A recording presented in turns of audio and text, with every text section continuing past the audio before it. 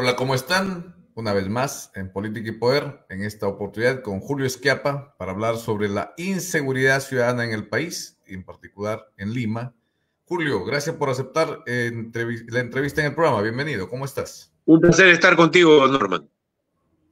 Gracias, Julio. Bueno, empecemos, Julio, hablando sobre esto de la inseguridad que creo aflige a muchos peruanos y particularmente a todos los que vivimos o viven en Lima de manera muy profundo.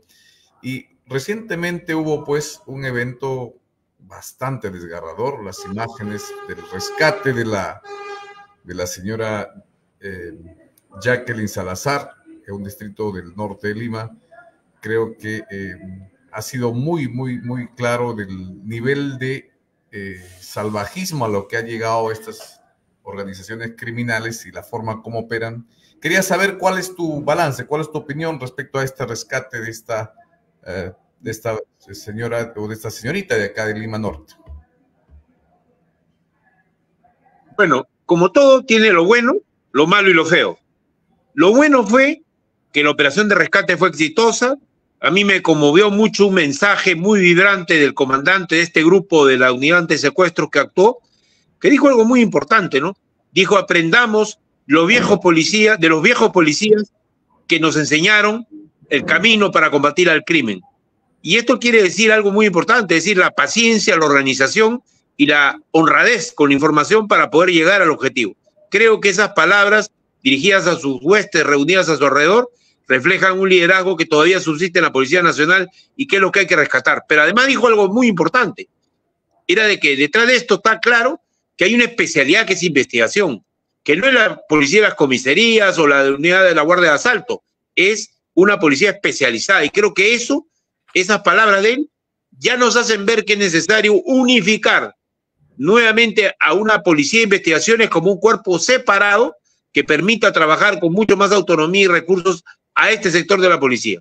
Eso creo que es la conclusión más importante. ¿Qué cosa fue lo malo? Lo malo fue el oportunismo del ministro del Interior, que intentó aprovechar este suceso e hizo un falso vivo con una conocida presentadora cuyo nombre no voy a dar, pero que es de Panamericana Televisión, y que pretendió, con el uso del celular, decir que estaba recibiendo la noticia de que habían capturado a la secuestrada, incluso dando el nombre de un general de la policía, que tampoco voy a nombrar, para verificar su información. Y se delató solo, porque primero usó un iPhone, como lo va a describir la nota que vamos a ver a continuación, que generalmente tiene la característica de que se apaga cuando tú ya tienes la pantalla inicial, se apaga para darte paso a la voz. Y sencillamente quedó claro de que esa es la parte de lo malo, ¿no?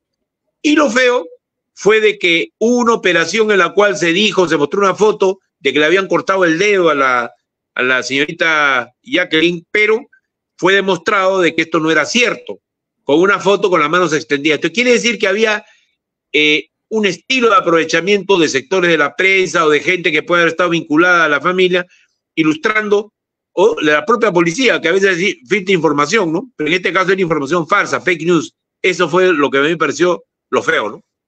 Perfecto, Julio. Sin duda estamos invadidos por el fake news y en este tipo de casos muy sonados, pues efectivamente puede contribuir negativamente a la solución de lo mismo, sin duda, ¿no? Veamos en la parte de Marcos y Fuentes, entiendo yo, sacó un reportaje un tanto curioso sobre este tema, así que veamos sobre el tema del ministro, obviamente, ¿no? Así que te invito a mirarlo y luego tu comentario.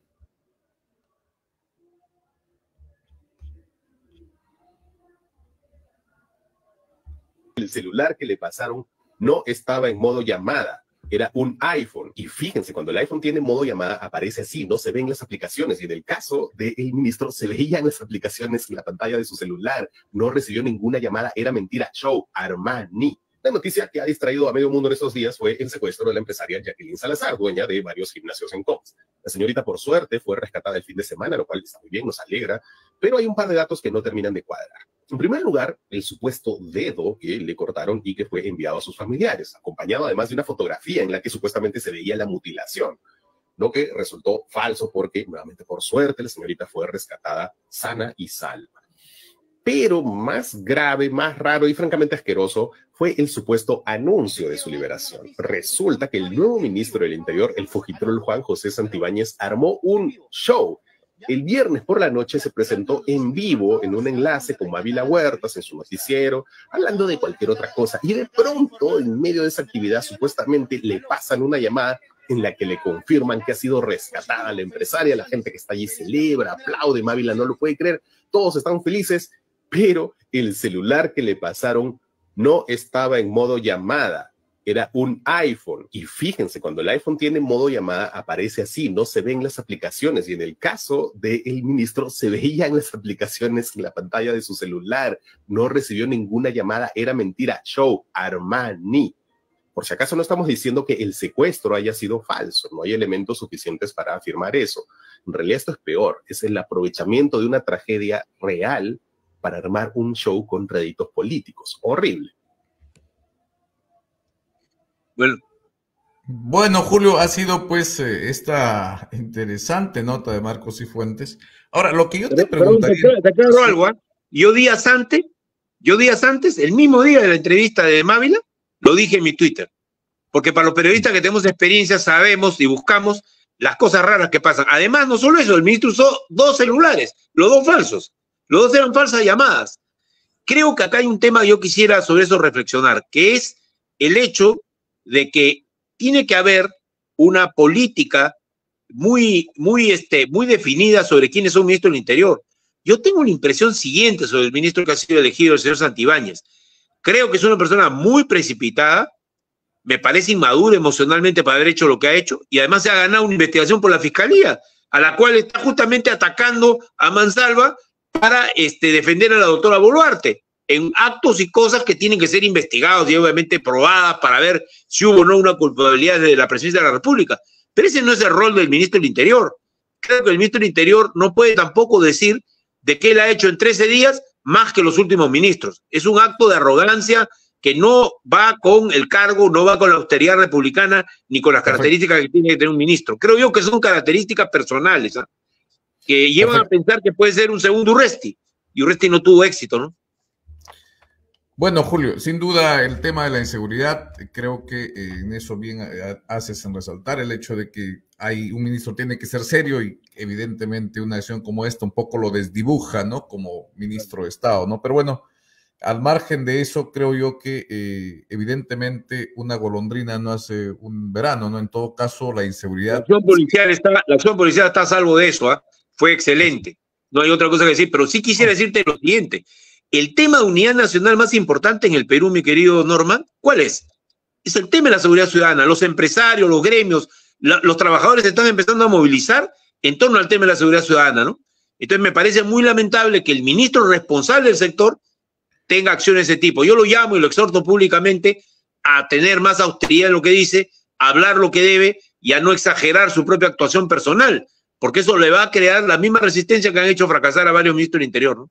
Perfecto, Julio. Vamos ya un poco a temas de fondo. Creo que es importante reflexionar qué hacer. Esta situación de la inseguridad, sobre todo en la costa de todo el país, está terrible. Evidentemente no hay visos de que haya una solución estratégica, una solución que involucre a los diversos poderes del Estado, a las diversas instituciones, a todo el sistema de justicia, incluso para poder brindar una solución que realmente oriente y nos indique, pues, de que hay un trabajo serio que va a realmente atacar al problema de fondo, ¿no? Entonces, la pregunta sería, ¿hay alguna estrategia que tú creas que debe implementarse para luchar frontalmente contra la inseguridad ciudadana en todos los campos? ¿Cuál sería en todo caso? Bueno, el ministro ha sacado de la manga la estrategia Amanecer Seguro, ¿no? Que es ya de su antecesor.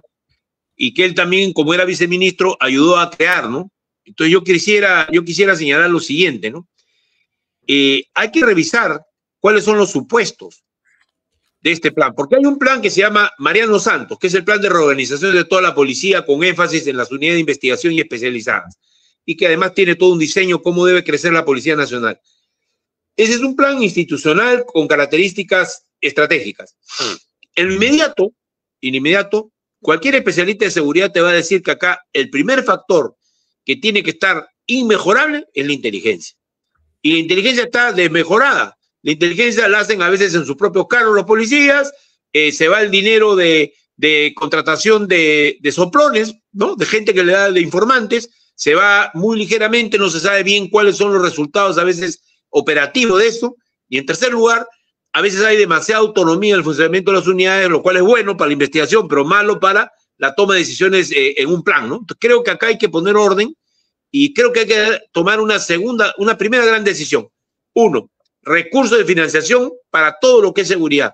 Va a haber que meter mano al bolsillo con impuestos y va a haber que meter mano al bolsillo con un plan bien estructurado para que ese dinero no se pierda. Y creo que es necesario incorporar funcionarios públicos con capacidad para gestionar el dinero que se le va a asignar a la policía para esta función. En segundo lugar, me parece que tenemos un grave problema de personal. Con la cantidad de personal que hay es imposible poder cubrir las necesidades de la población. Mira, hay ejemplos de hace algunos años increíbles. Como a todo el mundo le gusta Arequipa, se come rico, hay buena educación para los hijos, había 7.500 policías en Arequipa hasta hace poco tiempo. ¿Cuántos había en San Juan del Lurigancho? 1.200. Estoy hablando de hace 5 años. O sea, una distribución irracional que está basada en prebendas, en digamos, a veces pedirle favores a los jefes, en necesidades familiares, y no está basada en la presencia estratégica y profesional de la policía. Entonces hay que reestructurar dónde están los policías y qué tipo de policías hay en cada región del Perú para poder distribuirlo de manera adecuada y multiplicarlo. Yo pienso que ya alguien dijo, ¿no?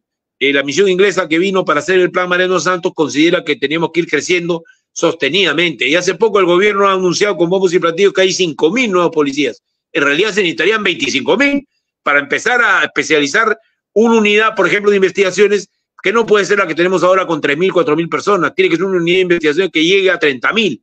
Es decir, entre ternas, que son los que van a la calle tipo FBI, están camuflados y actúan en silencio total, ¿no? Y capturan a los delincuentes en el momento preciso. Y un grupo que debe ser el grupo de élite de investigación, que básicamente hace trabajo de carpeta y también trabajo de búsqueda de información, que actúa unido a los servicios de inteligencia. Entonces, ahí hay una necesidad de estructurar bien la parte de investigación y de inteligencia, que está sumamente debilitada de recursos humanos. Y hay que sacrificar un poco la presencia en comisarías, creo yo.